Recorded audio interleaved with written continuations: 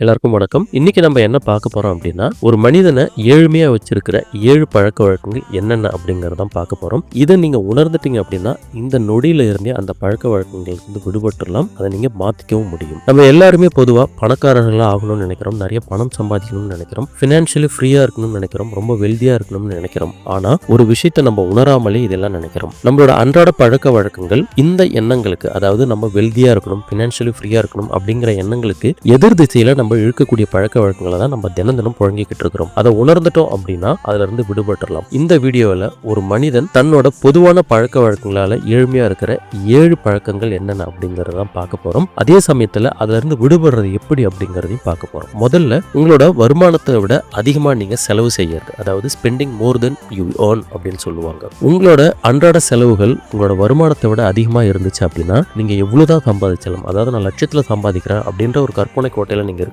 நீங்க லட்சத்துல இல்ல, கோடியில சம்பாதிச்சாலும் உங்களோட செலவுகள் உங்களோட வருமானத்தை விட அதிகமா இருந்துச்சு அப்படின்னா நீங்க எவ்வளவு முயற்சி பண்ணாலும் உங்களால வசதியானவனாவோ இல்ல பணக்காரனாவோ மாற முடியாது. இந்த பழக்கங்கள்ல இருந்து நீங்க வெளிப்பட்டீங்க அப்படின்னா நிச்சயமா உங்களால ஒரு வசதியானவனா மாற முடியும். அதுக்கு நீங்க அன்னெசரி ஸ்பெண்டிங்னு சொல்லக்கூடிய தேவையில்லாத செலவுகளை கட் பண்ணணும். அதுக்கு ஒவ்வொரு ரூபாயும் நீங்க எங்க செலவு பண்றீங்க அப்படிங்கிற கணக்கை மெயின்டைன் பண்ணணும். அப்படி நீங்க ஒவ்வொரு ரூபாயும் செலவு பண்றதை ட்ராக் பண்ணும்போது உங்க வருமானத்துக்கு அதிகமா செலவு பண்றீங்களா இல்ல அதுக்கு உட்பட்டு செலவு பண்றீங்களா அப்படிங்கிறது புரிய வரும். ரெண்டாவது, புது திறமைகளை கத்துக்காம இருக்கிறது. நம்ம எல்லாருமே படிச்சவங்களா தான் இருக்கிறோம். ஆனா திறமைகள்னு வரும்பொழுது எல்லாருமே திறமைகளை கத்துக்கிட்டு இருக்கிறது இல்ல. அதே சமயத்துல திறமைகள் இருந்தாலும் இந்த திறமைகள் மட்டுமே போதுன்னு சொல்லிட்டு இந்த மாறி வர உலகத்துக்கு ஏத்த மாதிரி புது புது திறன்களை வளர்த்துக்காம இருக்கிறது தான் ஒருத்தவனை ஏழ்மையா வச்சிருக்கிறது. உதாரணத்துக்கு இன்னைக்கு எல்லாமே டிஜிட்டல் உலகத்துல வாழ்ந்துட்டு இருக்கிறோம். இன்னைக்கு புது திறமைகள் அப்படின்னு பாத்தீங்கன்னா டிஜிட்டல் மார்க்கெட்டிங், அஃபிலியேட் மார்க்கெட்டிங், இந்த மாதிரி ஏகப்பட்ட ஆன்லைன் சம்பந்தப்பட்ட திறமைகள் இன்னைக்கு உலகம் முழுக்க பரவி இருக்குது. அந்த மாதிரி புது திறமைகள் காலத்துக்கு ஏற்ற மாதிரி மாறிக்கிட்டே வரும்போது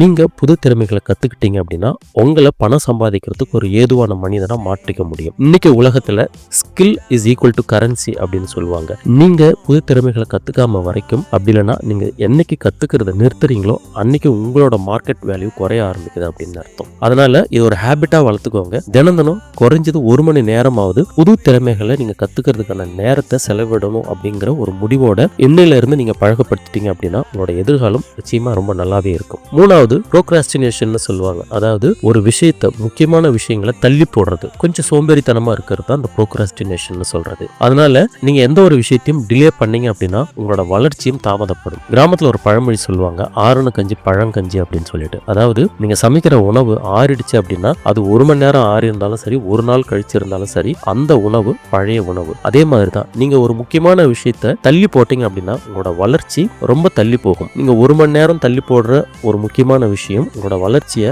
10 வருஷத்துக்கு கூட தள்ளி போட்டுடலாம். அதனால நீங்க ரைட் டைம், அதாவது நல்ல நேரத்துக்காக காத்துட்டு இருந்தீங்க அப்படின்னா பல வாய்ப்புகளை இழக்க நேரிடும் அப்படிங்கறத மனசுல வச்சு நீங்க வசதியானவராவோ இல்ல நிறைய பணம் சம்பாதிக்கணும், வெல்தியா ஆகணும் அப்படின்னு நினைச்சீங்கன்னா இந்த தள்ளி போடுற பழக்கத்துல இருந்து விடுபட்டு சரியான நேரம் வரும் அப்படின்னு காத்துக்கிட்டு இருக்காம அந்த நேரத்துக்கான, அந்த வேலைக்கான நேரம் இதுதான் அப்படின்னு மனசுல முடிவெடுத்து அந்த வேலையை செய்ய ஆரம்பிங்க. 4வது முக்கியமான விஷயம், எந்த ஒரு சூழ்நிலைக்காகவும் மத்தவங்களை குறை சொல்றது. அதாவது வெற்றியாளர் எப்பவுமே என்ன பண்ணுவாங்க அப்படின்னா எல்லா பொறுப்பையும் தான் ஏத்துப்பாங்க. தோல்விக்கு நான் தான் காரணம், வெற்றிக்கு நான் தான் காரணம் அப்படின்னு ஏத்துக்கிற ஒரு மனப்பான்மை இருக்கு இல்லைங்களா, அதுதான் உங்களை வெற்றியாளனா மாத்தும். நிறைய பணம் சம்பாதிக்கிறதுக்கும் உதவும். அரசாங்கம் சரியில்லை, என்னோட பாஸ் சரியில்லை, என்னோட மேனேஜர் சரியில்லை, என் குடும்பம் எனக்கு சப்போர்ட் பண்ணல இப்படின்னு சொல்லிட்டு உங்களால மாத்த முடியாத நினைச்சு நீங்க புலம்புறத விடவும் ஆக்ஷன்ல இறங்குங்க. எதை உங்களால மாத்த முடியுமோ அந்த ஆக்ஷன்ல இறங்குங்க. எதை மாத்த முடியும், உங்களை மட்டும்தான் உங்களால மாத்திக்க முடியும். அப்போ எதுக்காகவும் மத்தவங்களை குறை சொல்றதை விட்டுட்டு நீங்க என்ன மாத்திக்க முடியும் அப்படின்னு சொல்லிட்டு செயல்ல இறங்கும்போது சூழ்நிலைகளும் மாறும். 5வது, மத்தவங்களை இம்ப்ரெஸ் பண்றதுக்காக நிறைய முயற்சிகளை செய்யறது.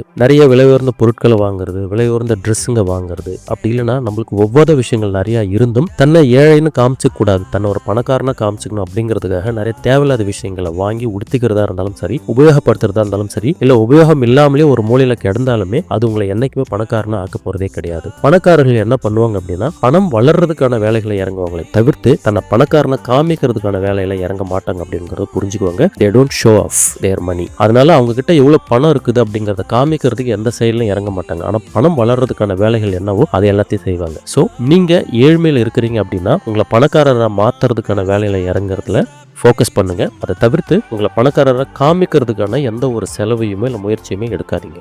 6வது, சேமிக்காம இருக்கிறது. அடுத்தது முதலீடு பண்ணாம இருக்கிறது.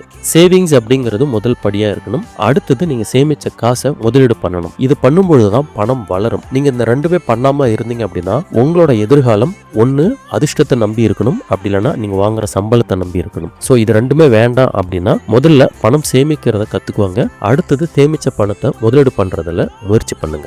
ஏழாவது ரொம்ப முக்கியமான விஷயம் என்ன அப்படின்னா தோல்வி கண்டு பயப்படுறது, அதாவது ஃபியர் ஆஃப் ஃபெயிலியர்னு சொல்லுவாங்க. இதுதான் உங்க வாழ்க்கையோட ரொம்ப பெரிய எதிரி. வளர்றவங்க யாருமே அப்படியே வளர்ந்தவங்க கிடையாது. எல்லாமே கால்குலேட்டட் ரிஸ்க்ஸ்னு சொல்லுவாங்க இல்லைங்களா. அதாவது ஓரளவுக்கு நம்மளால சமாளிக்க முடியும் அப்படிங்கிற சில ரிஸ்க்குங்களை எடுத்தவங்க தான் இன்னைக்கு வளர்ந்து நிற்கிறாங்க. அதனால ஃபெயிலியர், தோல்வி அப்படிங்கிறது வாழ்க்கையில நம்ம கத்துக்க வேண்டிய சில பகுதியை தவிர்த்து அதுவே முடிவு கிடையாது. அதனால தோல்வி கண்டு பயப்படாதீங்க. ரிஸ்க் அப்படிங்கிறது பார்ட் ஆஃப் த லைஃப்.